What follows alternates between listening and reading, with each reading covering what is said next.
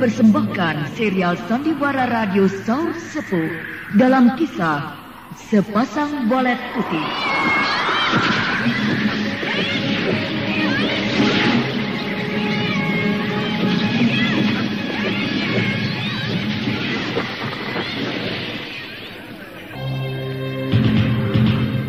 Saur Sepuh dalam kisah Sepasang Walet Putih. Naskah karya Niki Kosasi. Hiasan musik dan sutradara Indra Mahendra.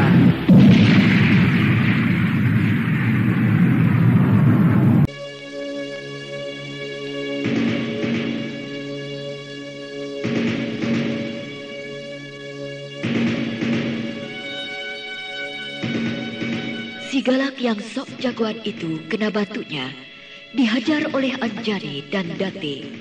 Tapi si galak masih penasaran dan berjanji akan membalasnya nanti.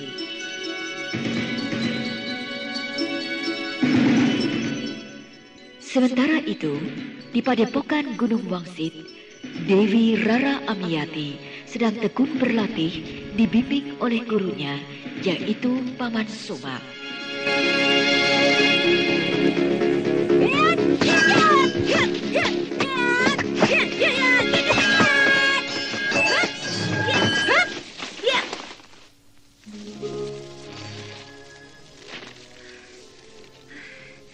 Capek.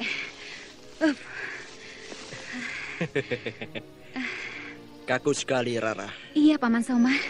Kaku banget. Lama sekali saya tidak berlatih, Paman. Napasnya juga napas Neng Rara tidak karuan. Iya, udahkah? Wah, baru 30 jurus sudah capek. Rupanya selama ini di keraton, kau tidak pernah melatih diri. Terutama nampak dengan jelas, kau sama sekali tidak pernah melatih pernafasan, Rara. Iya, Paman. Di keraton saya jadi malas. Ya, maklum, hidup di keraton enak. Makan diladeni, minum diladeni, mandi juga diladeni. Maklum, anak pembesar. Kau menyindir aku, udahkah? Aku kira bukan malas, tapi acuh tak acuh. Akibat kau merasa bosan, karena tidak kerasan hidup terkungkung di dalam keraton. Betul, Paman. Sangat membosankan. Mau mengerjakan apa saja, malas, lesu, tidak ada semangat. Ya, aku mengerti. Nah, istirahatlah dulu. Nanti sore kau boleh berlatih lagi. Baik, Paman.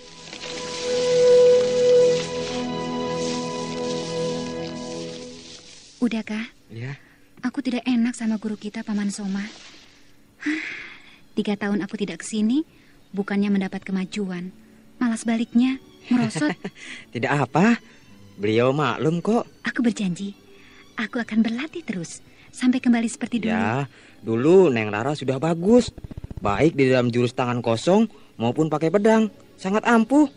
Ya, tidak kalah oleh murid-murid kelas utama. Iya, udahkah? Padahal seharusnya Neng Rara menjadi lebih hebat. Sebab di Madangkara gudangnya jago silat.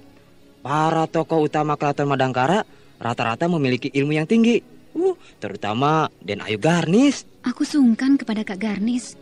Orangnya kaku. Dia tidak dekat dengan aku. Kalau Raden Bentar, Raden Bentar juga tidak kalah oleh Den Ayu Garnis. Susah juga, udahkah? Raden Bentar tinggalnya di Jamparing. Jarang sekali pergi ke keraton Madangkara. Kalau ke keraton cuma sebentar. Terus kembali lagi ke Jamparing. Masa aku yang harus ke Jamparing? Kan malu. Meskipun aku suka sekali kepadanya, aku harus bisa menjaga diri. Jangan sampai namaku jatuh.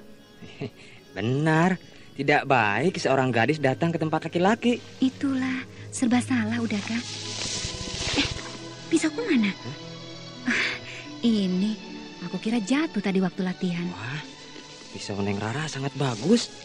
Pisau perak, putih berkilat-kilat. Pemberian Anjani? Anjani putrinya Lasmini yang dulu pernah datang ke sini. Iya, dia kan sahabatku. Ketika mau berpisah, dia memberi kenang-kenangan. Ini, pisau kecil ini. Wah, Neng Rara beruntung. Pisau itu pisau yang langka dan sangat mahal. Bagaimana ya sekarang kabarnya dengan Anjani? 4 tahun aku tidak pernah lagi bertemu dengan dia. Tentunya sekarang dia sudah dewasa dan semakin cantik. Aku jadi rindu sekali kepada Anjani. Menurut Raden Bentar, katanya sekarang Anjani sudah tidak tinggal di Gunung Lawu, tapi di Keraton Taman Indraoka. Iya, aku juga dengar begitu. Kalau kangen, saya mau mengantar Neng Lara ke sana. Jangan sekarang, udah Kak. Nanti saja kalau ada waktu luang. Ya, baik.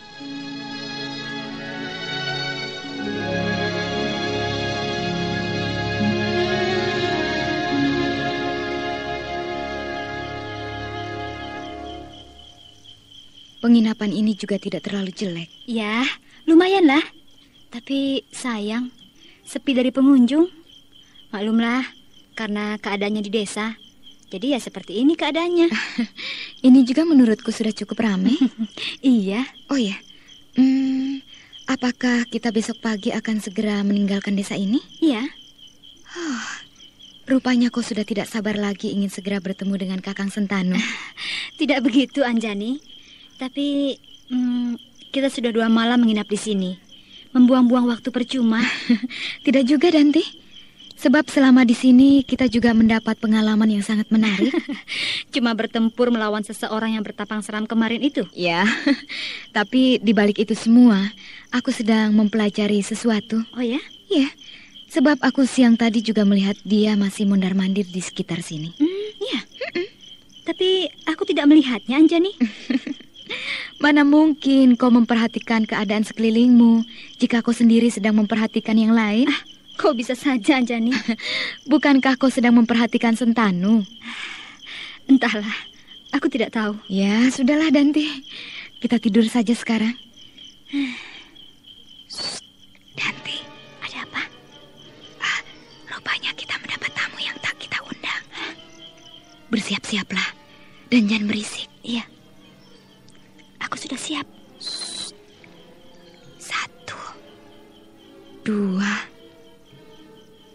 3, 4. Berapa? Sekitar 4 atau 5 orang. Wah, cukup banyak juga ya. Ya, minggir kau.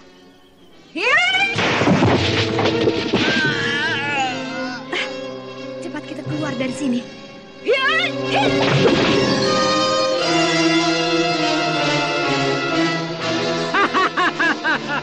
Hebat sekali, hebat! Kau bisa lolos dari serangan salah satu orang yang cukup pandai di sini. Mau apa kau? Masih juga kau belum puas dengan pukulan-pukulanku? Justru aku malam ini akan membalas sakit hatiku ini sekarang. Oh, rupanya kau dendam. Ya, maka dari itulah aku akan membuatmu tak berdaya. Hei, perempuan asing! Jadi karena aku orang asing di sini, lalu kau berusaha menangkap aku begitu? Iya, karena kau telah berbuat huru hara di sini. Kau sudah mengacau di sini. Tapi aku tidak peduli, sebab aku hanya membela diri. Sebab ulahmu sangat membahayakan aku. Omongan macam apa itu? Jika memang kau ingin membalas atau sekaligus menangkap aku, silakan saja. Aku tidak akan menyerah. Kau terlalu berani, gadis manis. Aku tidak peduli. Majulah. Apakah kau tidak menyesal jika kulitmu yang halus itu kukoyak? Banyak omong. Lakukanlah. Kurang ajar kau. Kau ternyata tidak bisa dikasihani. Hei, hiat! Serang dan tangkap dia!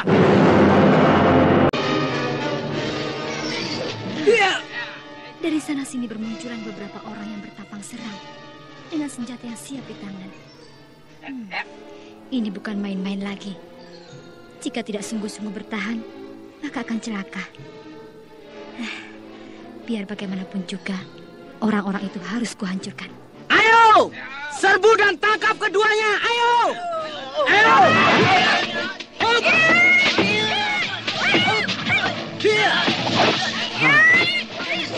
Ilmu perempuan-perempuan itu memang sangat baik dan hebat sekali. Dan aku yakin, tentunya mereka berdua adalah murid dari seseorang guru yang sangat tangguh. Tapi, siapa gurunya?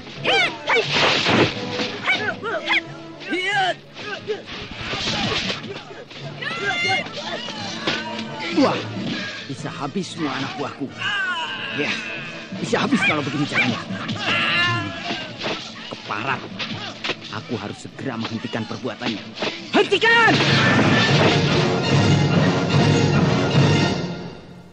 Katakan, siapa kau sebenarnya? Bukankah kau sudah tahu bahwa aku adalah orang asing? Jangan berbelit-belit. Aku sungguh-sungguh. Tak ada gunanya, bukan? Ingat saja, aku ini orang asing. Keparat. Tidak bisa diajak damai kau. Rupanya kau datang kemari sengaja mau membuat kericuhan dan kerusuhan di sini. Bukankah yang memulai semuanya ini adalah kau sendiri? Tapi mengapa sekarang justru kau menyalahkan orang lain? Hah, dasar laki-laki sinting. Otakmu miring. Hentikan! Jangan bicara yang tidak-tidak. Baiklah. Sekarang, apa yang kau kehendaki? Tidak! Semula memang aku akan mengajak kalian bekerja sama. Kita damai saja.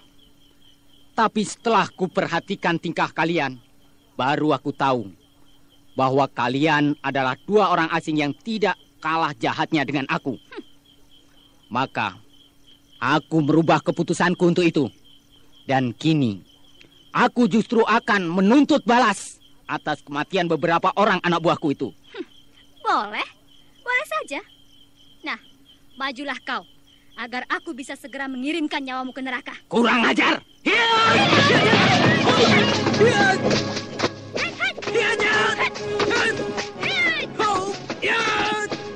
Nah, di sini aku bisa bebas menyaksikan pertempuran ini.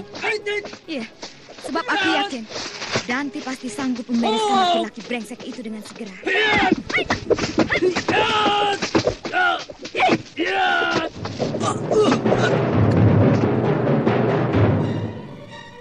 Parat! Terimalah ini!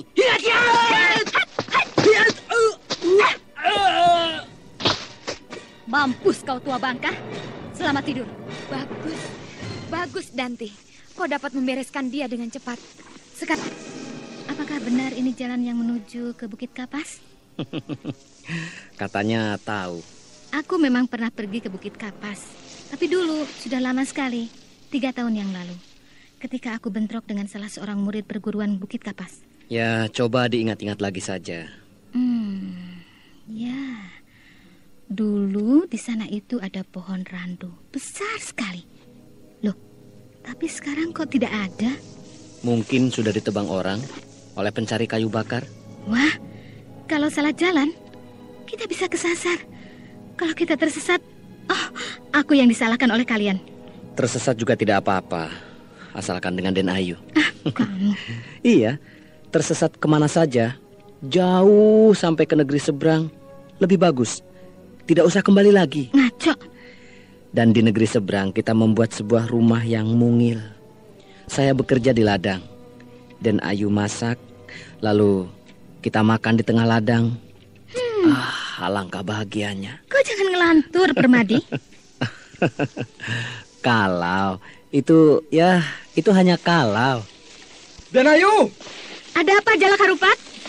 ada orang. Orang? Mana?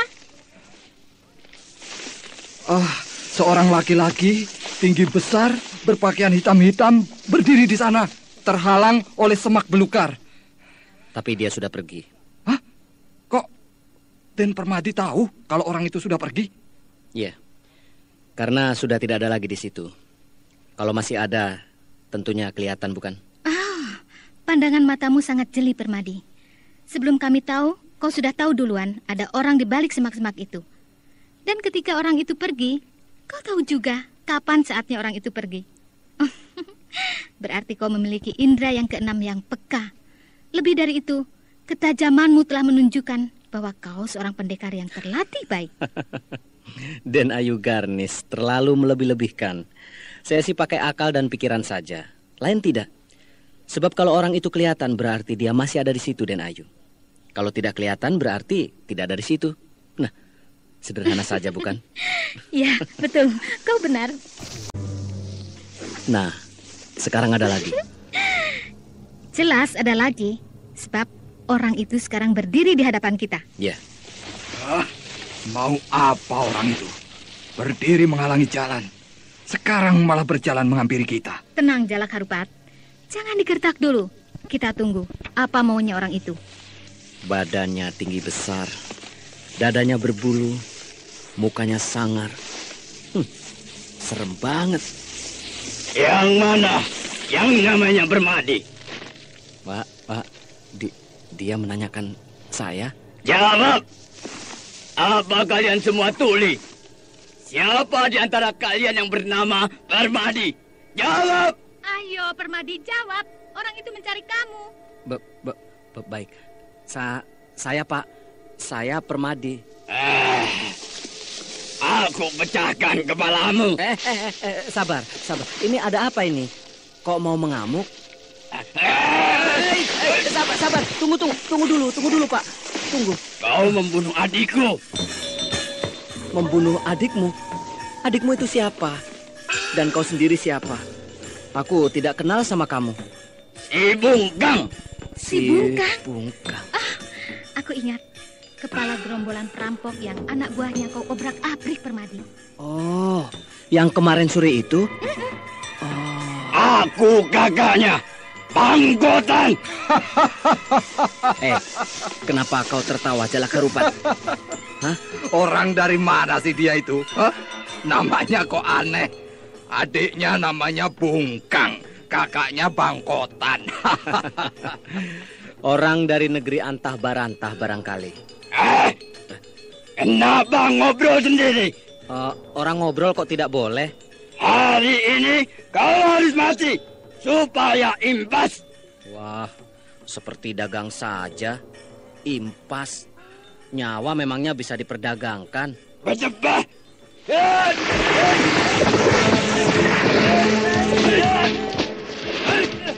Waduh, serem banget. Beruang melawan tikus. Serem sekali.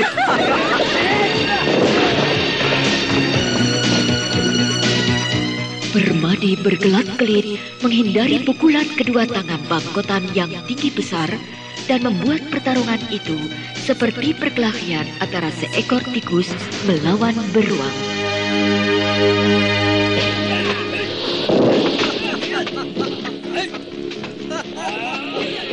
Kau tertawa terus, Jalak Harupat? Ya.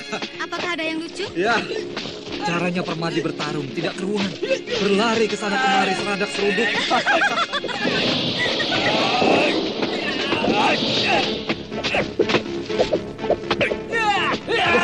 Permadi sama sekali tidak melakukan serangan. Dia cuma menghindar berkelit-kelit saja. Permadi tahu benar, lawannya tinggi besar, gerakannya kaku.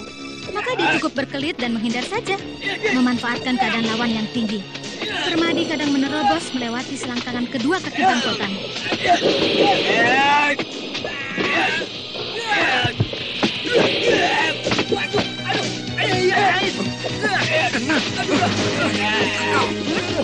Tangan Permadi dicengkram. Mau dibanting. Dilemparkan. Bukan. Diputar-putarkan. Kena. Kau. Aku tangkap. Aduh, lepaskan tanganku. Aduh. Mau lari kemana kau sekarang? Aduh, ini lepaskan tanganku ya. Lepaskan. Bocah kucing. Mampus kau. Iya.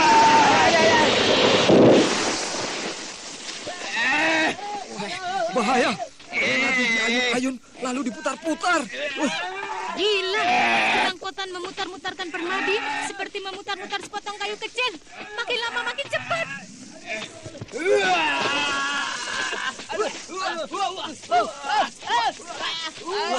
Waduh, dilemparkan. Dia mau melemparkan Permadi. Mampus kau. Aku lempar sampai membentur pohon. Hah?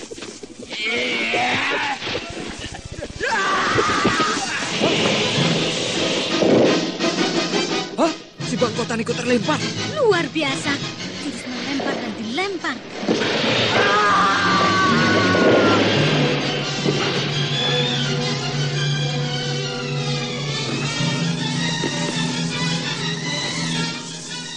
Dan bukan Permadi yang terlempar, tapi si Bangkotan yang terlempar sampai menabrak pohon.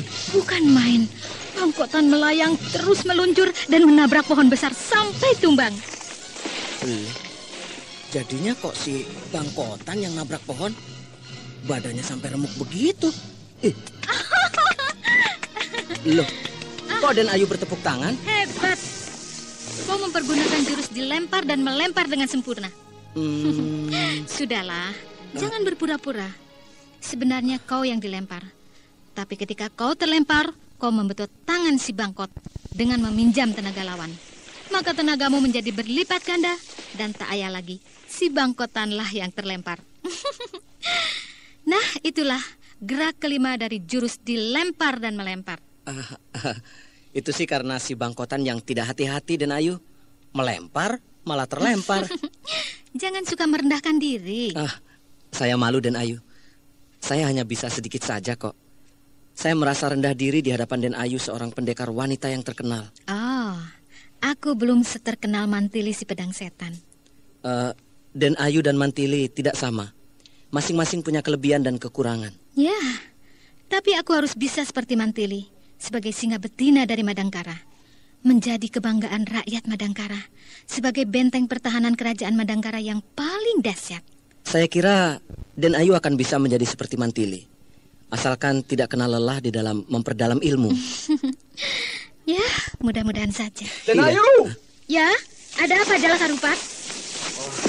Di sebelah selatan di sana itu ada candi. Candi? Iya, saya berdiri di atas tanggul, memandang ke arah selatan, dan saya melihat candi itu.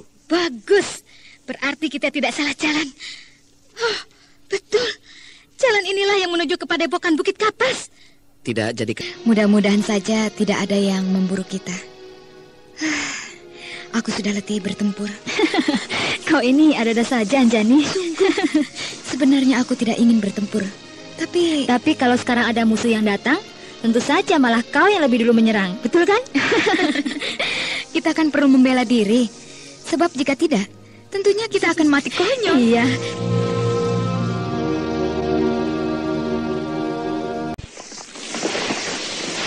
Dua hari lagi kita akan tiba di sana, Anjani. Hah? Memangnya masih jauh? Tidak juga. Ya, hanya karena kita berjalan lambat-lambat seperti inilah, maka waktu akan lebih lama. Belum lagi jika kita mendapatkan halangan di perjalanan. Tentunya akan lebih lama lagi. Iya, betul. Bagaimana menurutmu tentang daerah yang sekarang ini? Maksudku, apakah ada perampok atau tidak? Kalau dulu, aku berani jamin. Keadaan di sekitar tempat ini aman sekali. Tapi ya entahlah sekarang. Kenapa bisa begitu?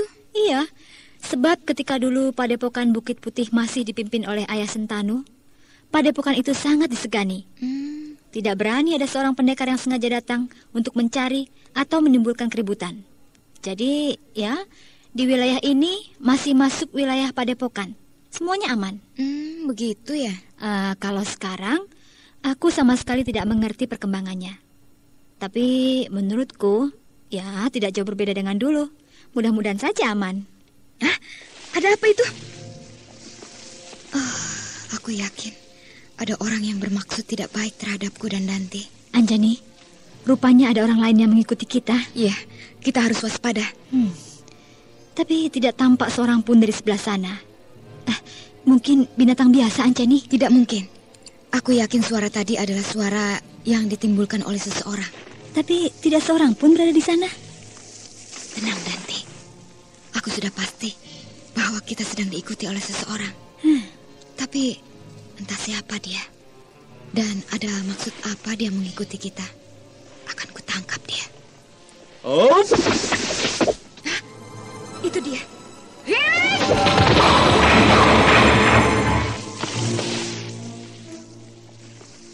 Kurang ngajar. Tidak ada tanda-tanda bahwa ada orang yang lari kemari. Kemana dia? Aku harus segera kembali menemui Dante. Ya!